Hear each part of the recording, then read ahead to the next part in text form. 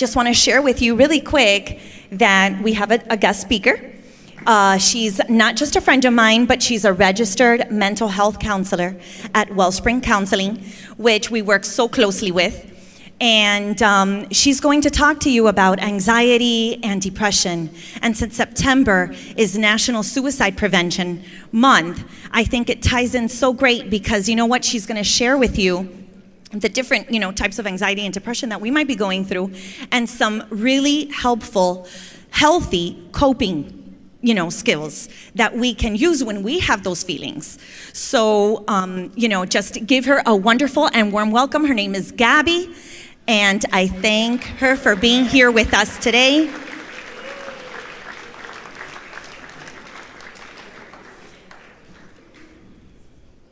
Let's see if the screen is showing her. Is it showing anxiety and depression? Let's see. No? All right.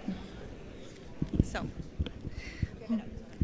Hi guys, thanks for having me. I'm really excited to be here talking to you guys about this topic that is super important to me, and I think it's just super important in general, especially with everything that we've been going through with the pandemic.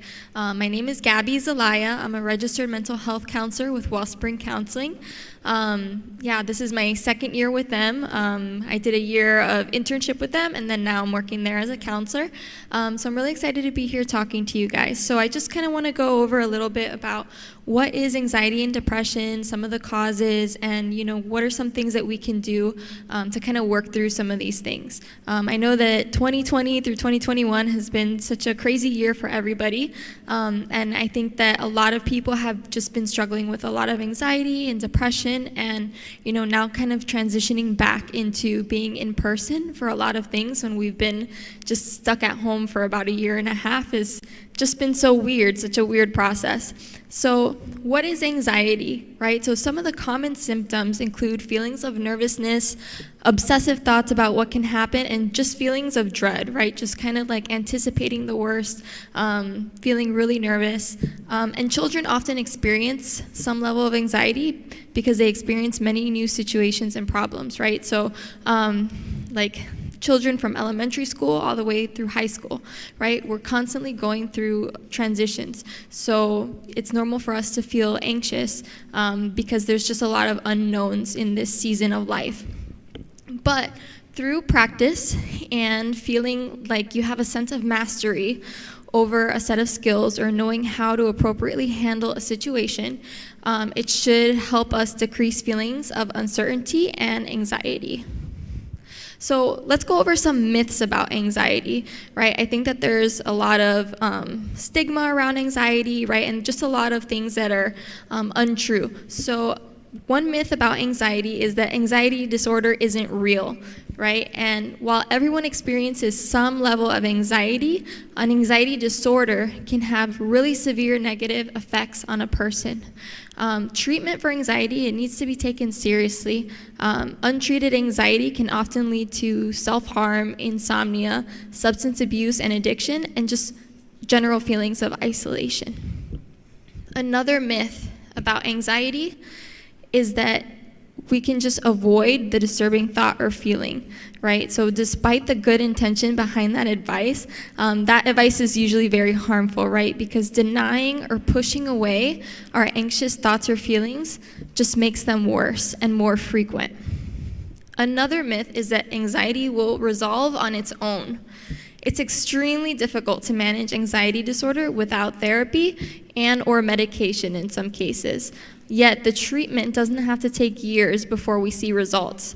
In severe cases, medication can lower the intensity of anxiety and allow someone to perform regular daily functioning that they couldn't without it. But through therapy, a person can also receive guided strategies to better cope with anxiety disorder.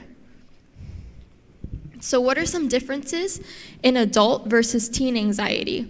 Right? So teenagers often experience excessive fear, feelings of inner restlessness, and a tendency to excessively worry and be vigilant, right? While adults may appear a little bit more calm on the outside, but they have ruminating thoughts and persistent worries.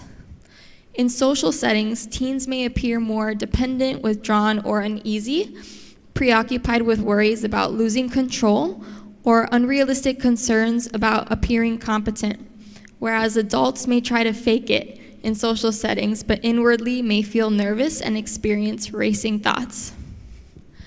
Teens' physiological symptoms mask anxiety, right? So a lot of times we may feel headaches, cramps, stomach aches, pain, fatigue, or discomfort, right? And that a lot of times stems from anxiety, but we may not even know it. Adults also experience this, usually in the form of chest pain, heart palpitations, and sweaty palms. So when is a good time to seek help or take action about this?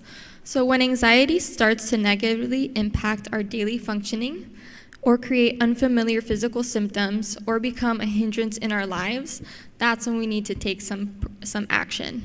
For example, when we actively avoid regular tasks or become unproportionately upset about needing to do something, we need to pay attention to those warning signs and understand what it is that's creating such intense anxiety. So it's important to approach with care and not minimize the experience of anxiety. Learning to use relaxation techniques can also be very beneficial. So let's talk a little bit about depression. Depression is a mental health disorder that affects both teens and adults alike. Intense depression is known as major depressive disorder, and it can be debilitating for an individual. Some of those symptoms include the inability to perform normal functioning, constantly focus on worst-case scenarios, and experiencing constant intense fear. Most individuals, however, experience moderate levels of depression but do not recognize the signs. One of the first consequences of depression is that it affects our ability to succeed in school. We have difficulty focusing and an inability to communicate the pain that we're going through, lack of energy, low self-esteem, and persistent negative talk. Another symptom is feeling like we don't want to get out of bed, or we just want to spend more time to ourselves in our room. We isolate ourselves from others, and we find ourselves sleeping more, taking more naps than usual. Those are some symptoms of depression as well. Severe depression, if it's left untreated, is linked to high rates of suicide. Some statistics on that. Depression affects 20 to 25% of Americans over the age of 18 in a given year. And only half of all Americans experiencing an episode of major depression receive treatment. So that's a lot of untreated depression. 80 to 90% of people that seek treatment for depression are treated successfully using therapy and or medication. So seeking treatment, it does help, and it can make a significant difference. Let's go over some myths about depression now. A major myth about depression, and something that I hear a lot, is that depression is just sadness. Depression is not just sadness. Oh, awesome, did we get the screen working? Woo! Thank you to the tech team, you guys are awesome. All right, are you guys able to follow along with me and see the slides? Okay, great. Okay, so depression is not just sadness. Depression is a psychological, social, and biological disorder that is pervasive and often lasts for months or, in severe cases, a lifetime. And there are serious consequences for a person if the depression is not treated by healthcare professionals. See if I can make this bigger for you guys. No, did it go away? Okay, good. I'm glad you guys are seeing the screen. I'm just not even gonna try to mess with this. Okay, so another myth about depression is that there has to be a reason for the depression, right? And so while there's many events that could trigger depression, such as a trauma or a loss, right, that can activate that depression in us, we don't always have to have a direct reason for experiencing depression. Another myth is that a depressed person always wants to hide and has no energy. For many adults, the symptoms of depression appear as avoidance or lack of enthusiasm or energy. But for younger people, depression can manifest itself as irritability, anger outbursts, and or self-harm behaviors. So let's look at some differences in adult versus teen depression, right? Adults, they often are more withdrawn and they become isolated, while teens may continue to associate with their close friends even as they experience the pain of depression. Adults are likely to experience insomnia, but for teens, sleep patterns, they're just more irregular. Adults have more melancholic features, while teens express anger and irritability. So if you find that sometimes you're feeling more angry, more irritable, things are just annoying you more than they normally would, that's a major sign of depression as well. Some more symptoms of depression are feelings of sadness, loss of interest in things that you used to really enjoy, changes in appetite, weight loss or weight gain, trouble sleeping, loss of energy, trouble concentrating, feeling like you have no purpose, and thoughts of suicide. So here are some ways that you can provide help if you know someone who's struggling, right? So tip number 1 is speak up if you feel concerned, right? Be yourself, listen, show empathy, offer hope, and take the person seriously. Usually, for someone to even come up to you and open up that they have depression is a major thing, right? It takes a lot of courage. So we definitely don't want to invalidate someone's experience by just kind of brushing it off or not taking it seriously, right? So some things that we don't want to do is we don't want to argue with the person. We don't want to act shocked. Don't promise to keep it a secret. Because sometimes untreated depression, right, as we saw before, it is linked to high rates of suicide.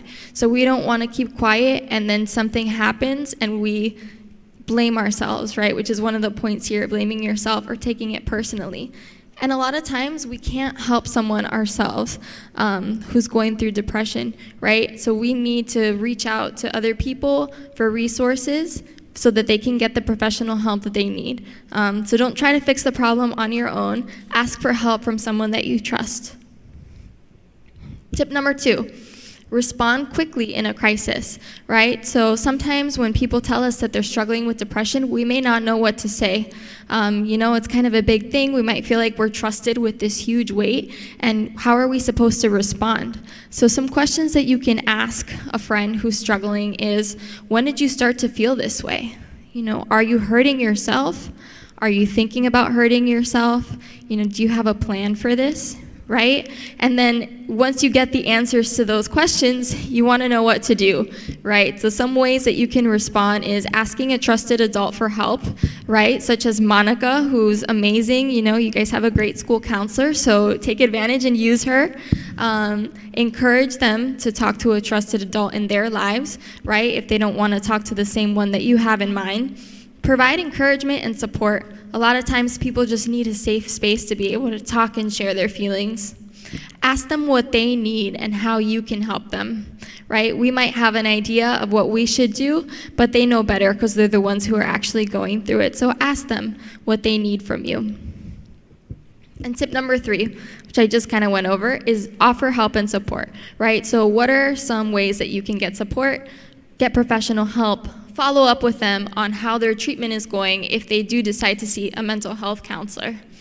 Be proactive, right? We don't just want to offer help one time or a safe space one time and then just not follow up, right? So you want to be active in this person's life. Don't be afraid to just follow up with them. Ask them how they're feeling, right? Because chances are that they really need a friend, and if they told you, you're probably that friend in their life that they trust to talk to about this.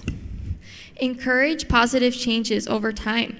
Try to help them to continue on this road once they start seeking therapy or taking medications, right? Encourage them to continue with these positive things and continue your support over time. So we have the screen going, right? I wanted to show you guys this video that talks about some causes of anxiety and depression.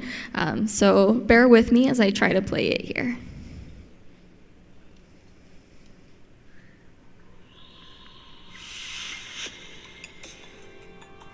Can you guys see it? No? No. Okay, let me see if I can just kind of find it on YouTube instead of here. How about now? Can you guys see it? No? All right, we might have to skip that part, sorry. It's a really cute video from Inside Out that I wanted to show you guys. Maybe we can go back to it later if it decides to cooperate with us. All right, so let's talk about trauma a little bit. It's not working. Let me try one more time. Still nothing? All right. So let's skip this for now, and maybe we can go back to it if we have time. Let's talk a little bit about trauma, right? So what is the trauma link to anxiety and depression?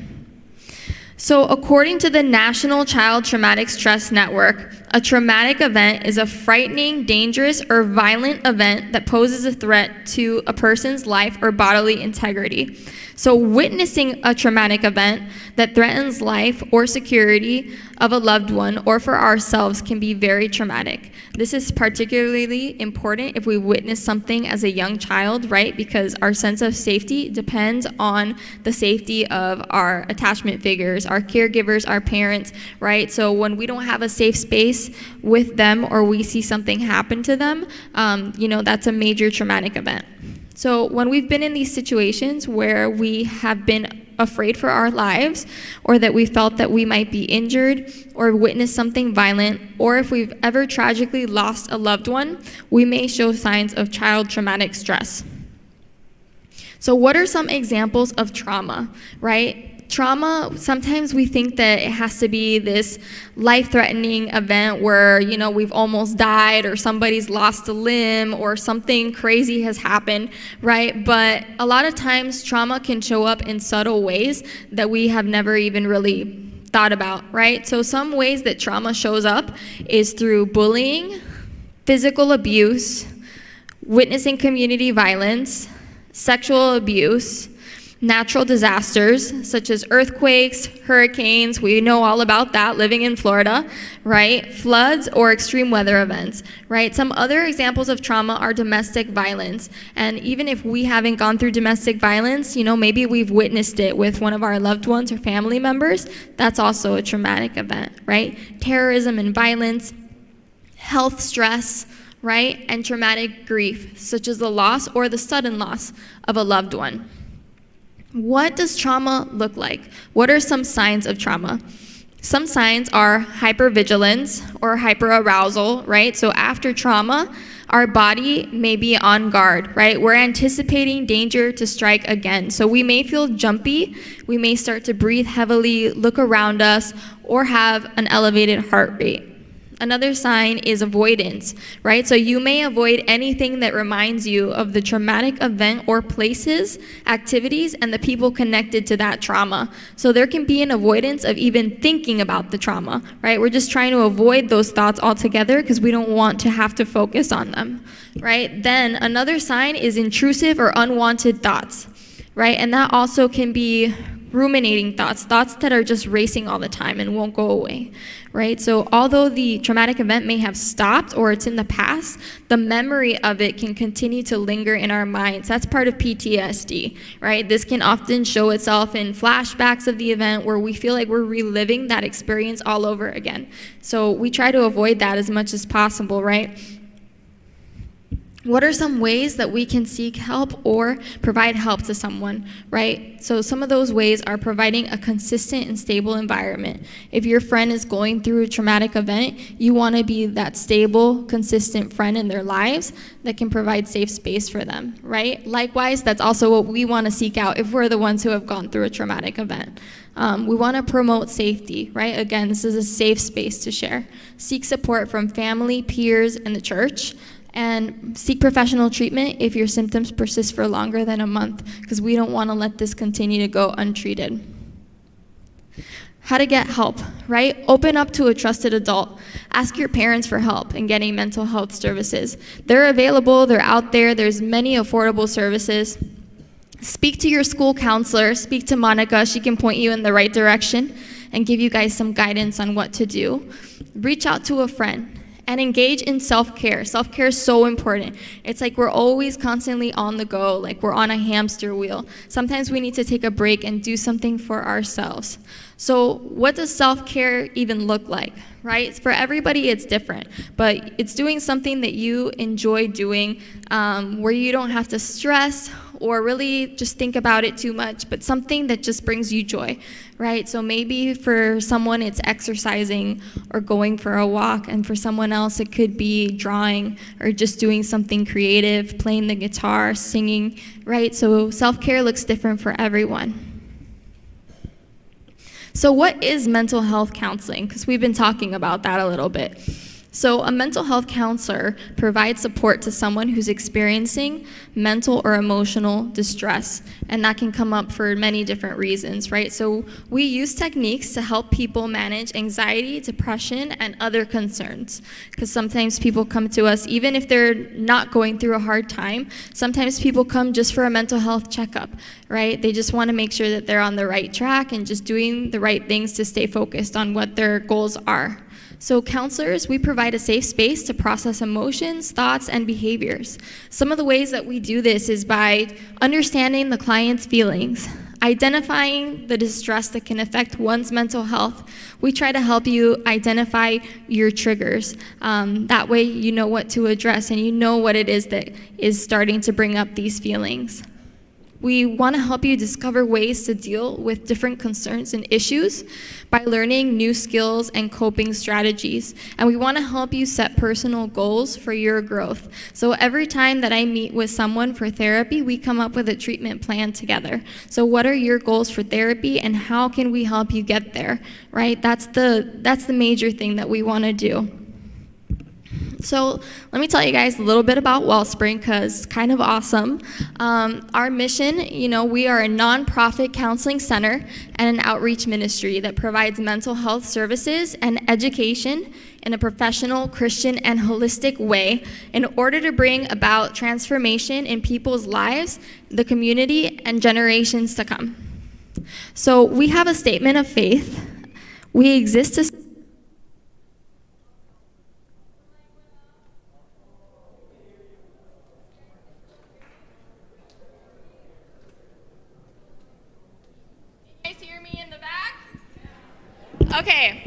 Okay, it's working again. It's okay. Tech issues happen, right? Technology is amazing, but sometimes it also sucks. So, yeah.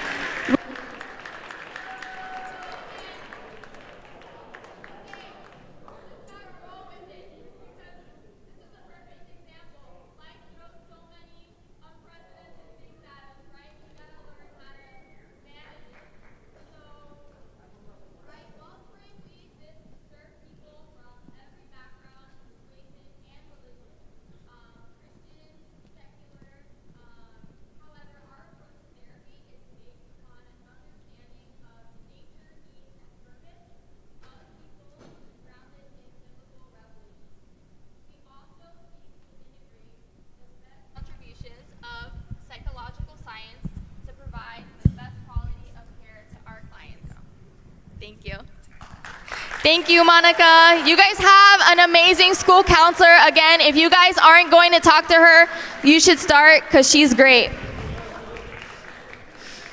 Okay, I have another short video I wanted to show you guys, but you're not seeing my screen, right? You are? Okay, let's see if this works. Fingers crossed. Can you guys see that? Hi, my name is Gabby. Okay. Coordinator for the Bounce Trauma Resolution Program. Bounce is a one-week camp where we help kids get through something really bad or challenging that has happened in their lives. We're actually really excited because we've been able to take this program online through Zoom, so youth can log in from their own homes and participate. If you want more information about this program, please visit our website. It's wellspringmiami.org/bounce. Okay, sorry about that. I thought you guys were able to also watch it. But anyways, so Bounce, that is our teen program at Wellspring. It's pretty amazing. We have 2 weeks during the summer, and now we have extended it to also go from January through March. And it's focused for teens specifically, working through different traumas in their lives. So if that's something that interests you, I've left Monica some information about that, so you guys can sign up if you are interested in participating, right? And kind of gives you a little bit of a feel about what therapy is about, without going straight into counseling if you're hesitant.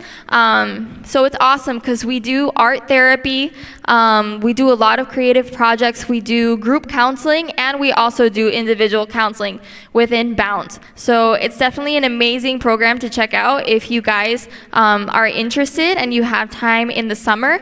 And also it's going to be coming up next year from January through March, in a little bit of a different format. So it's not going to be a week-long intensive, but it's going to be throughout the week. But I definitely recommend it. So some other forms of therapy, right? I mentioned we do art therapy, we do play therapy as well. Another one of my favorites is equine therapy that we offer with Wellspring. So we work with horses, right? And they teach us new life lessons. They help us heal from trauma and develop new relationship skills while being able to enjoy the environment of the horses. So why do we use horses, right? I feel like that's such a random thing if you've never heard about it. Why horses? Well, we use horses for a variety of reasons. Horses are sensitive. They read our emotional states, they sense our heartbeats, they feel our energy levels, and they relate to us accordingly, right? So they're pretty amazing creatures.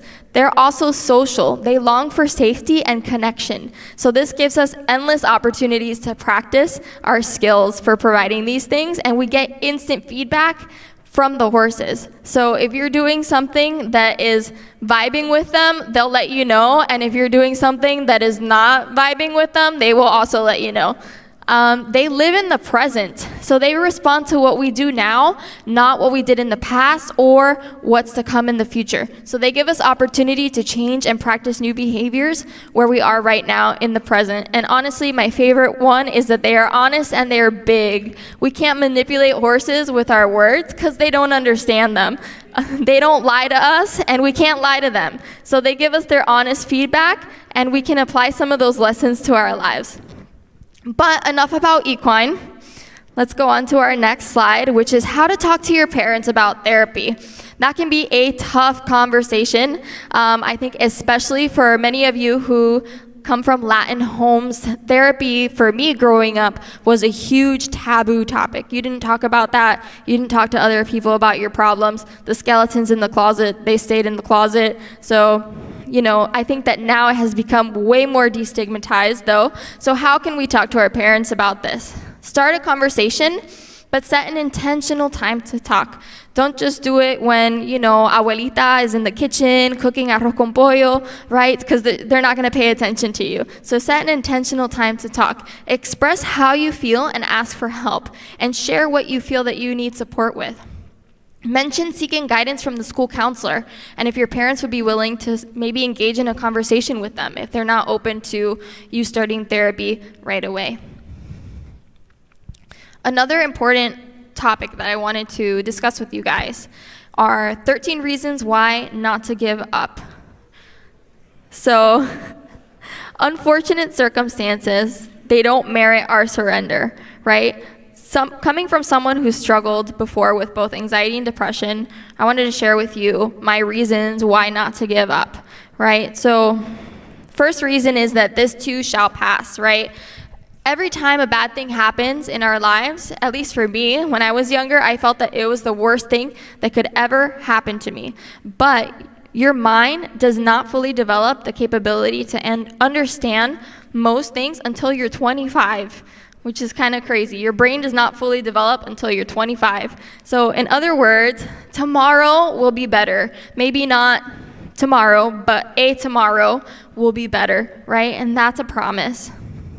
Your future is bright if you focus on the fact that someday you're going to graduate, you're going to go back to school, you're going to move out, you're going to do whatever it is that you want.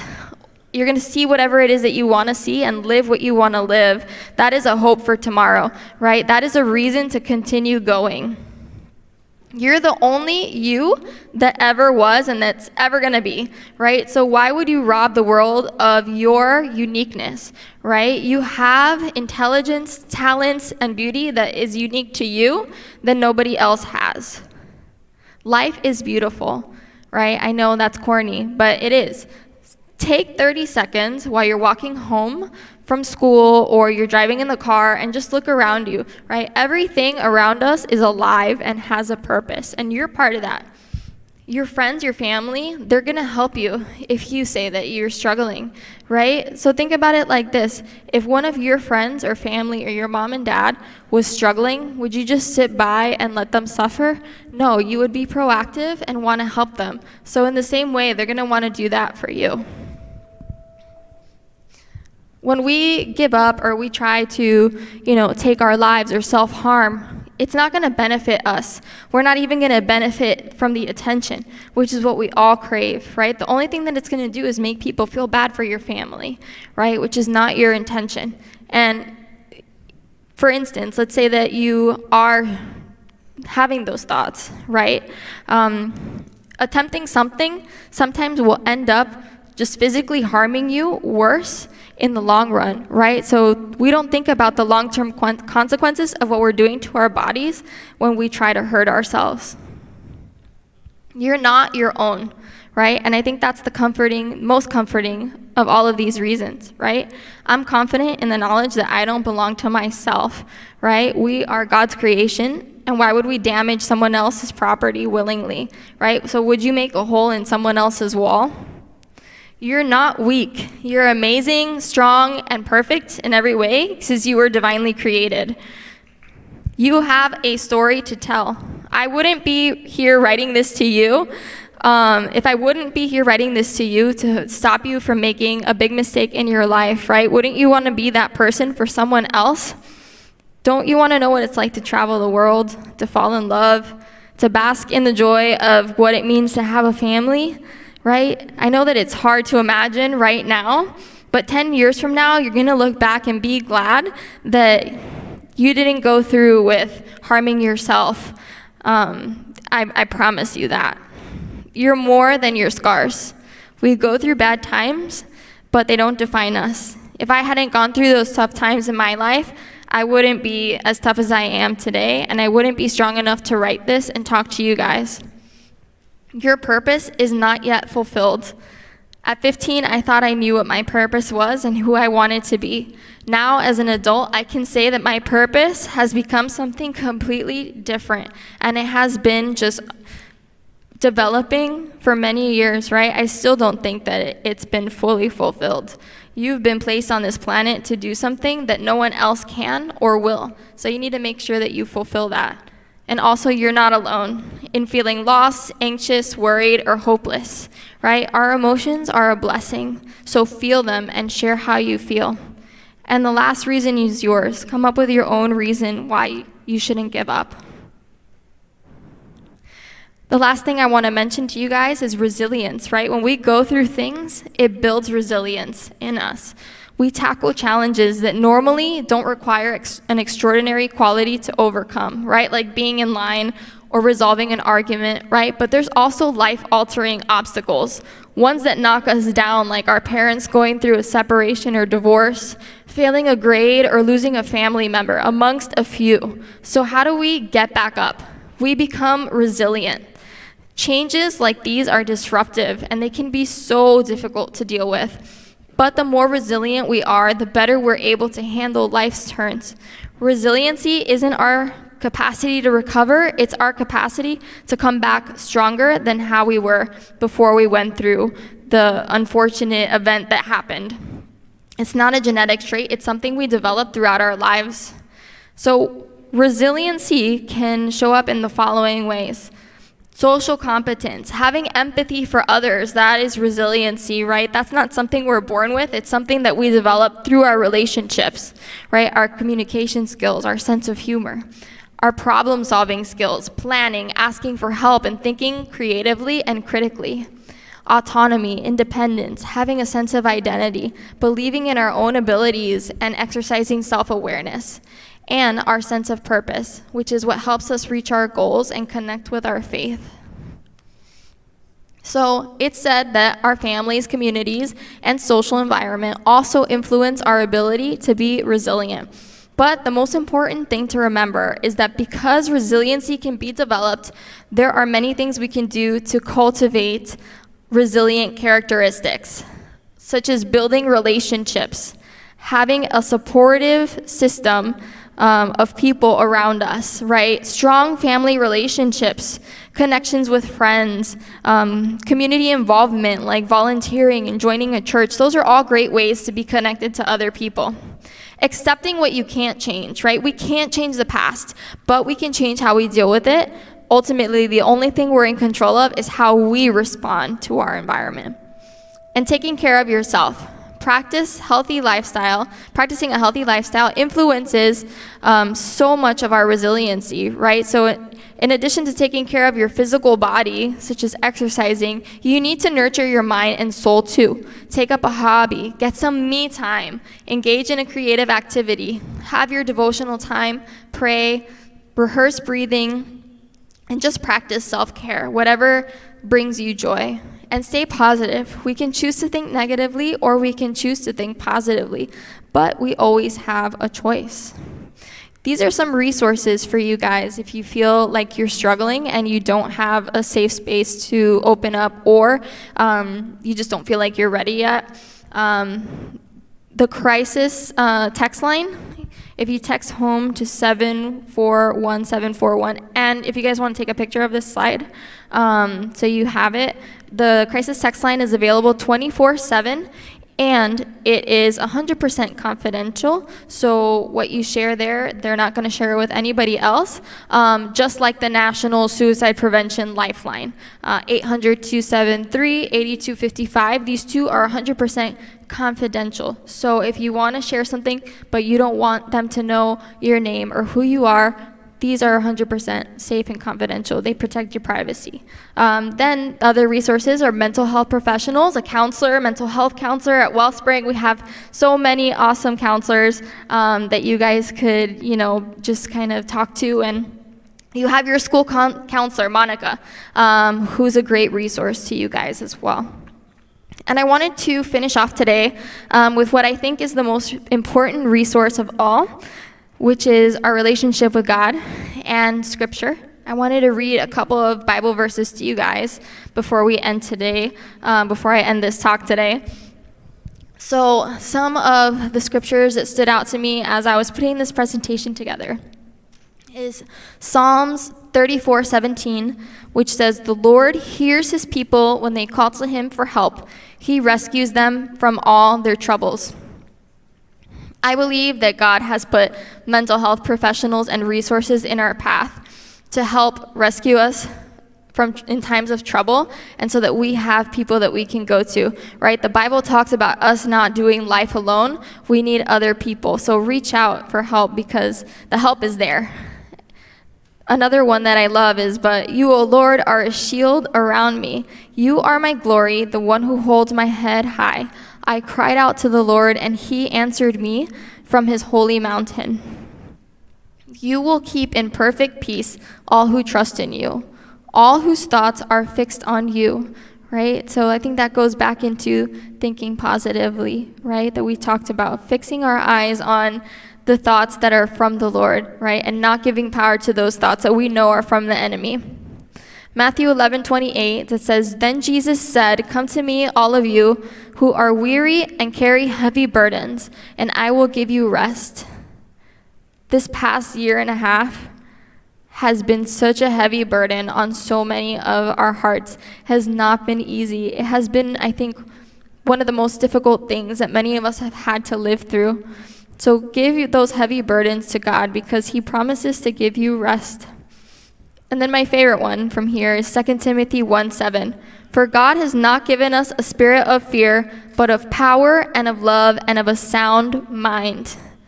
So God wants you to have a sound mind. He wants your mental health to be on point. He wants your mental health to be good. He wants you to be healthy emotionally, physically, and mentally. So I just want to leave you guys with that. Thank you so much for having me. It has been a joy to be able to speak with you all today.